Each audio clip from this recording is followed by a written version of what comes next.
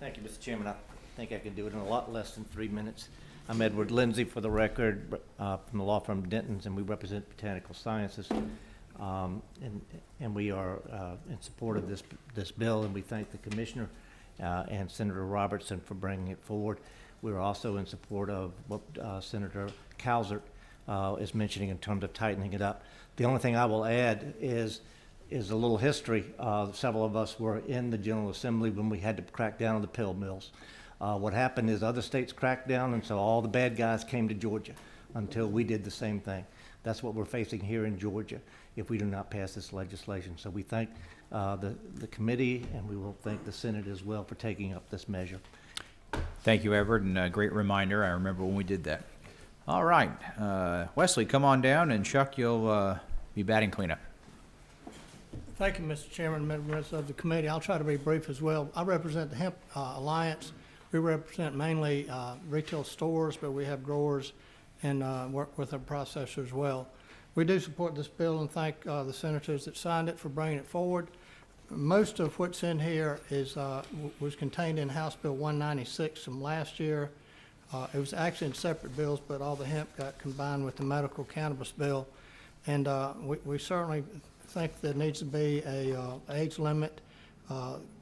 People in our organization do have product that's tested as required in here and has labeling that requires 21, and they do card. We found most of the products that are causing problems are these kind of products over here you see. So we're very much in favor of this. One quick comment on line 22, the Ag Commissioner already has enforcement powers under the existing law. Just Title 16 is added to that.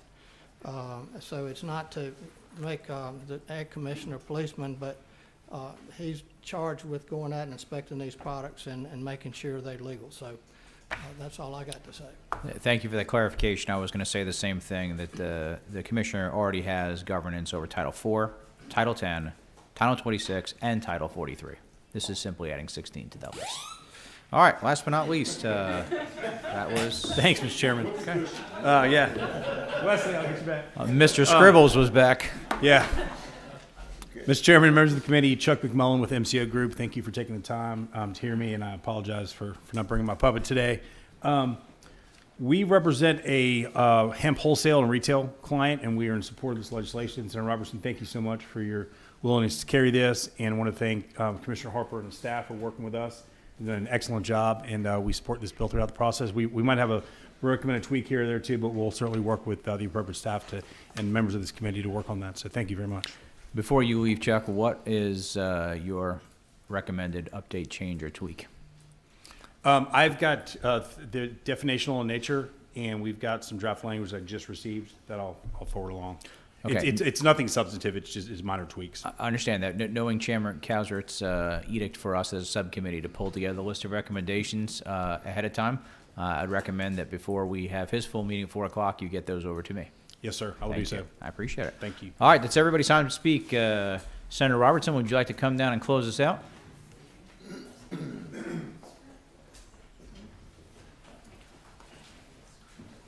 Scribbles did not sign up. That's why you didn't get any time today. I went strictly by the list. Thank you, Mr. Chairman. I appreciate the subcommittee hearing. I want to thank you, and I want to thank Chairman Calzert. Chairman Calzert allowed me to sit in on the full Regulated Industries Committee last year when all these ideas were rolled up into one big convulsive ball, and certain groups tried to hijack certain portions of it, and I appreciate his stern stand then, as I do now. And to be clear, you're exactly right. There are post-certified law enforcement officers within the Ag Department already. We're not creating anything that's not already there. And while I oppose recreational marijuana, there's so much of this dealing with marijuana, cannabis, and hemp that this has been a tough carry. But I think if it's going to be here, we need to regulate it and protect the citizens from its negative impacts. You've got a question from Chairman Calzert. I had a question, Mr. Whip, that's on line 42 of page 2. And you define consumable hemp products there? Yes, sir. So that was not previously defined under this Georgia Hemp Farming Act? I guess we didn't anticipate they were going to make gummies or whatever after hemp. They were telling us it was going to be a bunch of rope and clothing or something, you know. At the time, this is a new definition. Was that something that just we didn't anticipate back when we passed that Well, Georgia Hemp Farming Act? two-part answer to that is, I spoke from the well when we did the cannabis oil and said that this is what was going to happen because of what happened in Colorado, what happened in Washington State and California. So there just needed to be a clear definition of what consumable hemp products were. Right now, there's none at all. Not that I'm aware of. Okay. No, sir. Yes, from the attorney. So I'd just like to add a little bit there. One of the things that we thought was really important is distinguishing between industrial hemp products and consumable hemp products. We don't want to put the same restrictions on people that are making T-shirts. And so the creation of that subcategory is just so that we can be very specific throughout the remainder of the code. With consumable being the key Right. in here. Because I've got a great pair of hemp socks at home that I was given by a dealer in Colorado, so someone that worked in the medical marijuana industry. My recollection on the medical marijuana bill is that we prohibited gummies or anything that looked like candy or anything. So this is almost letting the hemp people circumvent that and do what allegedly would be CBD type products or whatever. And to be clear, when we're talking about medical marijuana, we're talking about the CBD oil. Yeah. I'd have I to go might back be and wrong. look. Just I'd have to go checking. back and look, to be Okay. honest. Yes, sir. Thank you. Catherine, do you have anything you want to add to that?